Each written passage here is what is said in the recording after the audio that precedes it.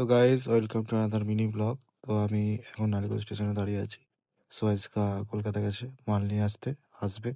খেতে বসেছি, খাচ্ছি। এত হাওয়া চালাচ্ছে, মানে তোমরা জানোই যে কতটা ঠান্ডা। যে জামাটা পরে আছি ঠান্ডা লাগছে বলছো, চলো খেয়ে দে, জ্যাকেট পরতে হবে।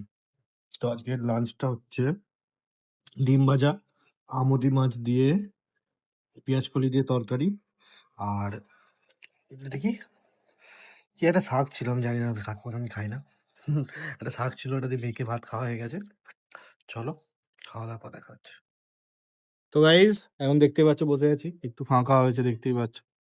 আর এখানে সবাই বসে আছে, কোনো কাস্টমার নেই। আজকে সবাই দেব দেখতে গেছে হরিপালে, তাই জন্য নালিপুরে ভিড় নেই। চলো যাই, পরে দেখা হচ্ছে তোমাদের। আজকের জন্য এখানেই, আবার দেখা হচ্ছে পরের ভিডিওতে। চলো, প্রচন্ড ঠান্ডা, যাই, বাড়ি যাবো। আলিপুর স্টেশনে আছি। যদি ভিডিওটা ভালো লেগে থাকে লাইক কমেন্ট শেয়ার করতে ভুলো না। চলো টাটা।